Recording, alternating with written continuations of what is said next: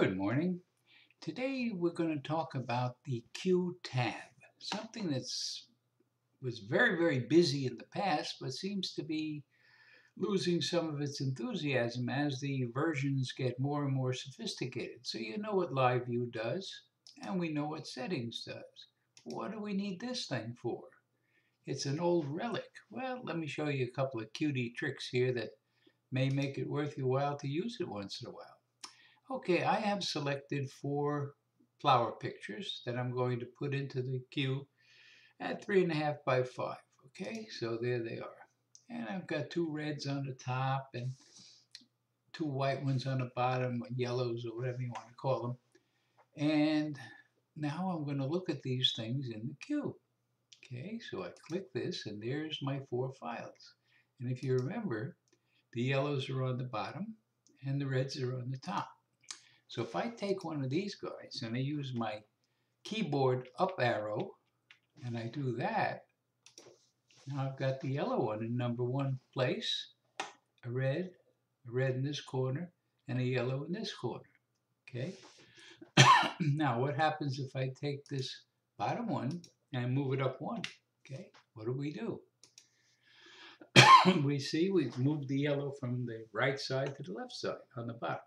So we can position pictures very quickly and very easily this way, especially if you had, like an event and you wanted to make a collage and you had the kids playing on the beach, or you had the graduation or something like that, and you're deciding how to lay them out on the screen.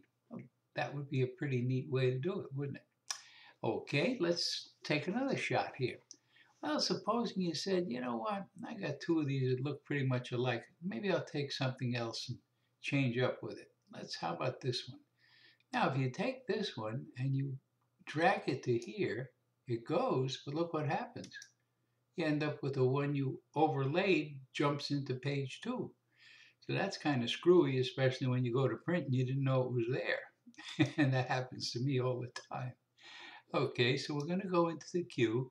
And here's another thing. Nice, easy way to delete something. Okay, now we'll pack this again. And I'll show you a couple more tricks.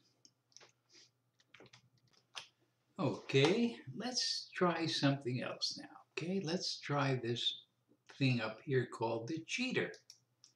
Now, the cheater is kind of interesting. And you say, well, what do I need this for? You know, if I want to go into the batch filter, all I got to do is double click on one of these. I'm in the batch filter. Well, sometimes you want a shortcut. Let me show you a couple of shortcuts. Let's take one very obvious one. Sometimes you want to sort the thumbs differently. Okay, you're looking for something and you want the names to go up or down, or by number, by date, something like that. So you can do this and the thumbs reverse themselves. You can do this. You can do this. You can do whatever you want. Or you can go back and say numerically 3707, another 3707, that'll be 3708 in there, and so on and so forth. So that's pretty neat, because the alternative would be for you to go into Edit, Preferences, go find the thumb thing someplace. Here you go, thumb sorting. Okay. And then you'd have to go pick one of these. So you can see it's quite a bit easier to do it the other way, right? Just go into the cheater and say I want to sort my thumbs. The minute you put your mouse on it, turns red. Okay, here's another one that's kind of neat and quick. Let's say you want to print the file. Oh, you put words on it, you want the words to say, you're making a flyer, and you want the box to be moved, and whatever reason it is, print the file. There it is. Click it, there's your print the file. Look up on the top here, it says print the file. Want to put it back? Print the printer. Okay, back to print the printer. What would be the alternative? Well, you're sitting here, you want to go to print the file, you got to go to settings. Then you got to remember, what do I do now? Oh yeah, right click here, and now you print the file. Okay, and now you got to go back here, do whatever you want to do, and then you want to reset it back here to setting tab, and right click on the properties button, and now you're back to the printer. when all you really had to do, let's put it back here so you can see, is go to the cheater menu and click on print to file. Bingo. Well done. Didn't have to switch tabs or anything like that. So that's pretty good. And you got so many other things. You can do your email from here, although it's not necessary. Just close the box and right click, stuff like that. But it's all here and it's all what you get used to. And you can sort your prints by size. You can do so much on here.